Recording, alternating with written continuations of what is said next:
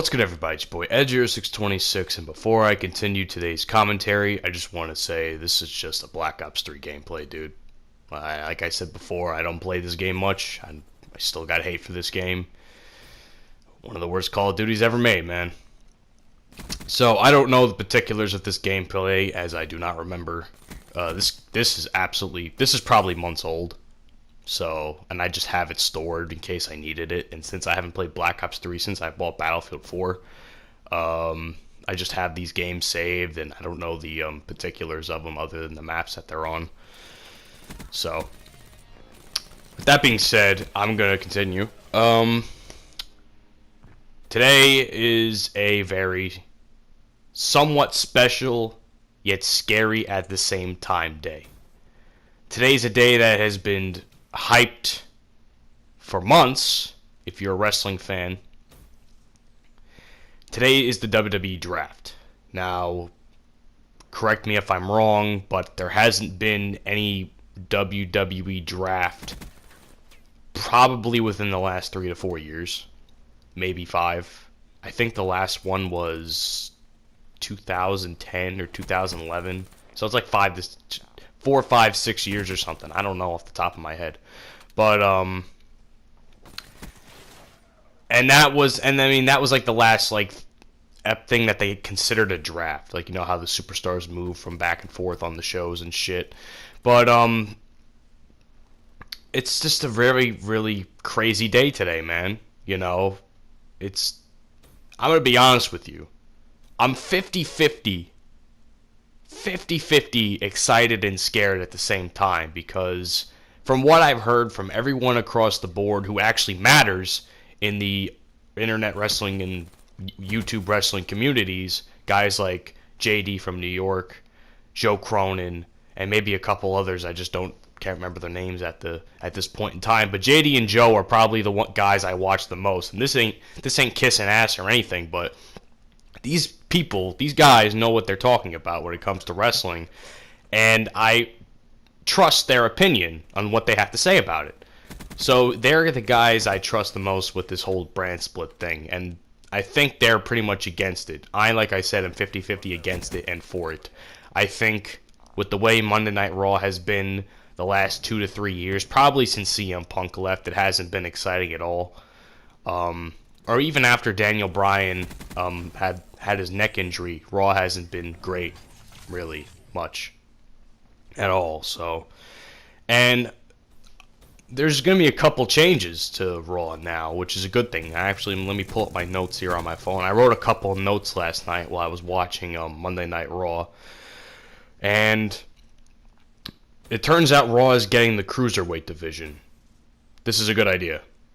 3 hours of Monday Night Raw, you need a Cruiserweight division, man. I'll tell you this right now. It's just like Monday Nitro in WCW. I watched the Monday Night War documentary on the WWE Network, and apparently Nitro's success for many years was due to the mid-card, Cruiserweight division guys. So I think this helps Raw because it helps WWE sign new talented guys. I mean, they have the Cruiserweight Classic going on right now. Who's to say that there's not a shit ton of guys that they're going to sign from that Cruiserweight division, regardless of who wins or loses? I heard there's a lot of good guys in there. Cedric Alexander, who I know from ROH. I know, who else do I know? Johnny Gargano, Tommaso Ciampa. Those guys are in NXT at the moment. So I think they're pretty much already signed. Trying to remember off the top of my head. Rick Schwann, who's made a couple NXT appearances. I enjoyed his work from what I've been watching. There's a couple other guys, I think. Tajiri. Tajiri's in there, too. I love Tajiri. I loved his ECW stuff. I haven't seen much of his WWE stuff. That's what the network is for. When it comes to like all that type of stuff. But I know I said stuff a lot in that sentence. But you know what I'm trying to say. So basically, when it comes to watching Tajiri's matches, I've heavily relied on the WWE network for it. His ECW stuff has really is really up to par. You know, like I said, the WWE matches that he had, I have not seen much of, so I'm gonna work on that. But I love his ECW matches, dude. There was this one match he had with Carino that was fantastic. Steve Carino, to put it quite. But I'm getting a little off topic here. So basically, what I'm trying to say is Raw is getting the cruiserweight division, which I'm okay with because, like I said, Raw is a 3-hour show. We also have the Raw and SmackDown GMs for the two brands. Mick Foley is Raw GM. If you live under a rock, you probably wouldn't have known that. And Daniel Bryan is SmackDown GM. Now, I would have been a lot happier about Daniel Bryan if it was a surprise, but WWE and a couple guys in the internet wrestling community kind of spoiled it because it was leaked by some dickhead in WWE, whoever's running their website. I heard it was leaked on their website by accident. So thanks for fucking up that surprise. Even if the crowd popped for it really hard, but the crowd went nuts for him, which is good because it's well deserved for him. So I wasn't too psyched up because I knew it was coming, but I was happy nonetheless for him because I do miss seeing Daniel Bryan on TV. The last time we saw him, I think, was when he announced his retirement, and we all know that was an emotional night.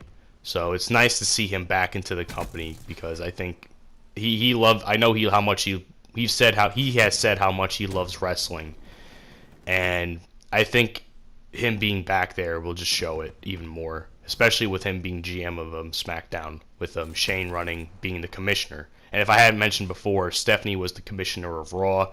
So basically, nothing's changed for Raw. We're getting the same authority shit.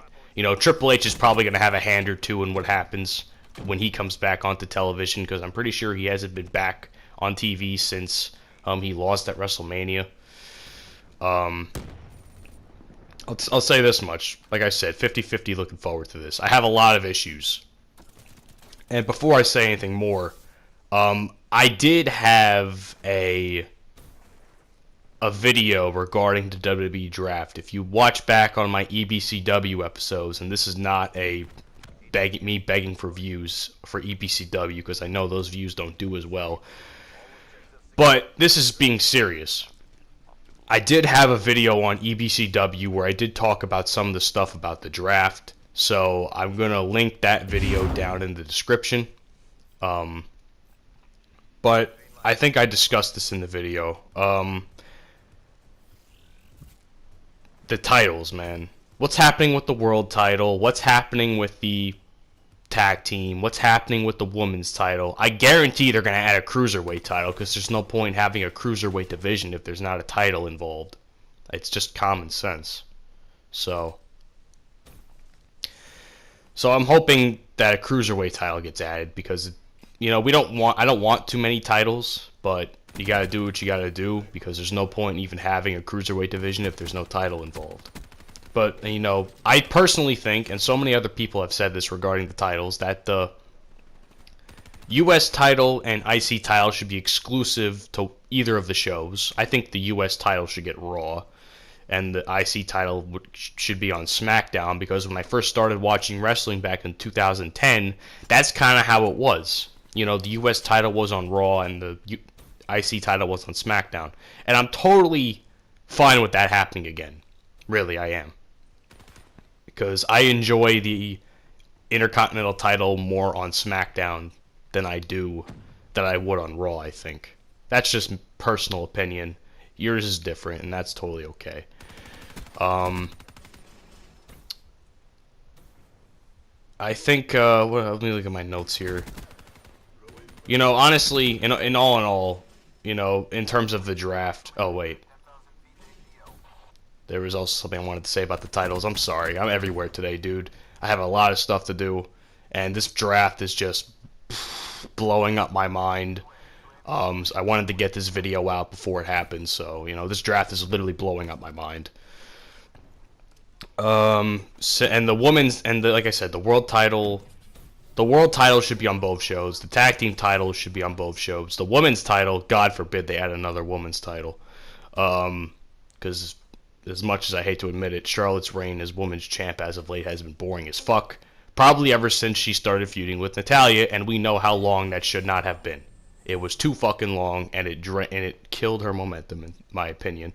So adding another women's title is just fucking pointless because there's not even a deep enough women's division for that. Unless they sign a bunch of new talent, which I doubt that's going to happen because the only good women talent they have right now is in NXT. And some of those girls aren't even ready. So no point in moving them up and drafting them now. So what else do we got?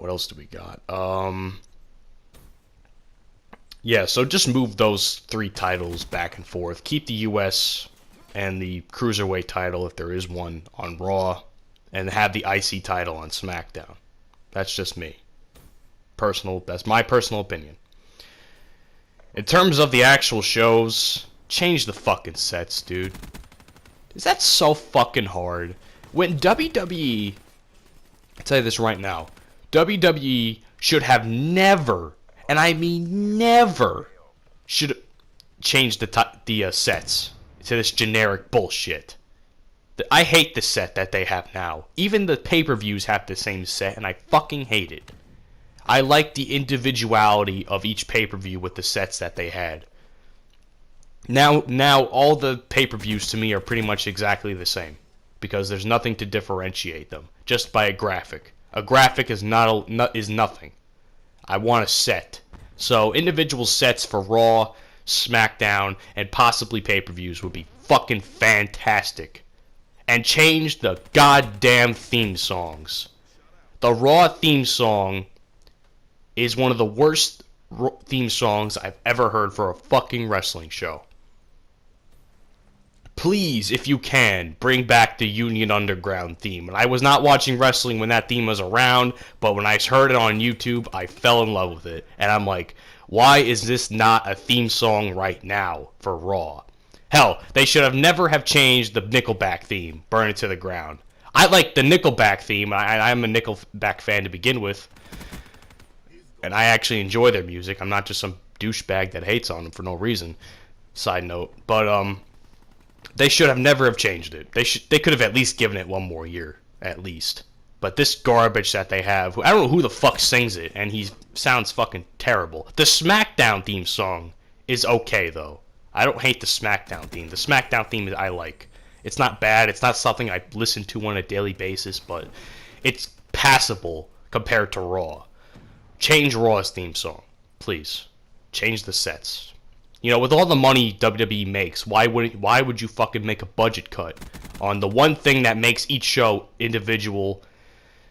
You know, individuality is what I'm trying to get at here. Individuality for the shows is what they need the most, more than anything. So, and I think my final thought on this, I'm not going to make any judgments right away on the show. A lot of people have made judgments straight away because of the news itself of the brand split. I'm not going to make a judgment right away. I want to see how this progresses. I want to wait a couple months, at least till the end of the year, to decide whether or not that this brand split is going to be a success or a failure. That's a decent amount of time. Like, what is it, July? Yeah, it's July, right? I don't even know what month it is anymore.